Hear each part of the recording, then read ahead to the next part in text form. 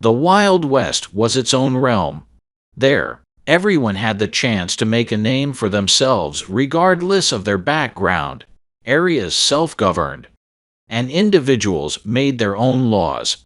In a time when women had few job options, it also offered them the ability to become independent in their own right, even though this frequently required them to engage the sex industry, or as it was known back then, the sporting life. Madams of the Wild West frequently launched their own companies, came from modest backgrounds, and toiled assiduously to achieve success and fortune.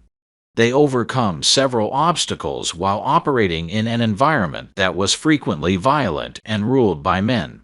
Let's look at 5 of them. Number 1. Mattie Silks. Mattie Silks was a lady of the Wild West at the young age of 19. Mattie made her debut in the sex industry as a madam. She later claimed that she only ever worked as a madam and never as a prostitute. Before moving to Denver, she operated brothels in Georgetown, Springfield, and Dodge City. Because Mattie was a true entrepreneur, she became a well-known madam of the Wild West. She was renowned for her creative marketing, frequently staging extravagant parades in which she featured the ladies who worked for her.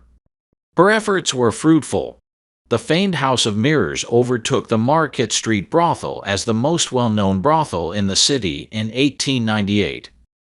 However, Mattie persisted, maintaining a competitive edge, and eventually acquired the House of Mirrors in 1909 after the owner passed away. The legend surrounding the duel Mattie Silks had with rival brothel owner Kate Fulton is by far my favorite aspect of Mattie Silks' history. 2 women actually engaged in combat.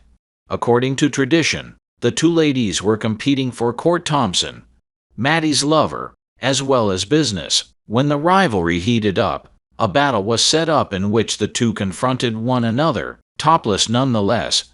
Both of them missed, but Court was struck by Mattie's bullet. In reality, it may have been a drunken bar fight when the 2 rival madams ran into each other while enjoying some time off. Either way, Mattie was a woman who left people talking wherever she went. Number 2. Julia Boulette. The most interesting rumor around Madame Julia Boulette is that she was crowned Queen of the 4th of July Parade in 1861 because she was so well liked by the male residents of the mining town where she lived and worked, Virginia City, Nevada. It was particularly appropriate given that she had also been designated an honorary member of the organization because the honor entailed sitting atop the brand new fire vehicle during the procession. Even when she was alive, Julia's life was shrouded in secrecy, gossip, and legend. Although it was previously believed that she was born in England, scholars now believe that she was really born in Mississippi. Despite the fact that nothing is known about her early years, it is known that she moved to Virginia City following the discovery of the Comstock lode and was one of the few unmarried women there. She most likely came to the metropolis for the specific purpose of embracing the sporting life. It is reported that her kind demeanor won the hearts of the city's males. She is credited for helping to put out fires, care for the ill, and house the destitute. According to mythology, Julia ran her own business out of a house in the red light district of the city. She was wildly popular and successful, competing with the best establishments in town. Sadly, Julia was the victim of a violent attack in 1867 in which her killer strangled her before taking off with her valuables. Her death shocked the city, and her funeral was attended by hundreds of mourners, evidence that she was respected and loved. Her murder remains a popular topic of study for those interested in the Wild West. Number 3. Belle Breezing.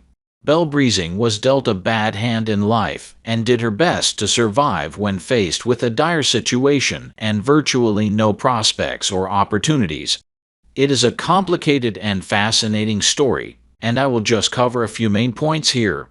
Elle was born in 1860 to a mother who was struggling, Sarah Ann Cox. George Breezing, who appears to have been an aggressive drinker who finally abandoned the family, was the man Sarah shortly married. Sarah worked part-time as a dressmaker and part-time as a prostitute. As a teen, Belle was involved in a complicated love triangle that left one man dead, one man on the run, Belle pregnant, and all dissatisfied. After Belle delivered the baby, she continued to live with her mother, despite having married the father. However, Sarah passed away just months later, and the landlord immediately took over the home. This is when Belle decided to enter the sex industry. She soared to the top of the local market, even working in a brothel housed in one of Mary Todd Lincoln's former houses. Soon, she would be known as one of the most famous madams of the Wild West. When Belle made the decision to go out on her own, she developed a following of clients who helped her with business and invested in her multiple brothels. Over the years, she owned a number of ill-fated homes, earning the reputation of being the most orderly of the disorderly houses. Belle was rumored to give her staff the majority of their pay, and she was reported to make her money from the booze she sold at her venues, especially the finest champagne she could find. She kept going until she had to stop because of prohibition in Kentucky. She continued to reside at the home of her previous brothel, sadly developing a morphine addiction and being diagnosed with uterine cancer. In her good days, Belle was known as the classic lady of the night with a heart of gold, contributing to local charities. This reputation was so strong that it is believed she inspired the character of Belle Watling in Gone with the Wind, though Margaret Mitchell denied it. Number 4. Fanny Porter. This is a fun one. While all of the madams of the Wild West lived life on the edge, Fanny jumped right over it with both feet. Her legend includes being close friends with Butch Cassidy's gang, willingly providing her brothel as a hangout for cowboys on the run, and playing matchmaker for outlaws. Fanny's family arrived in Texas when she was just 1 year old, immigrating from England.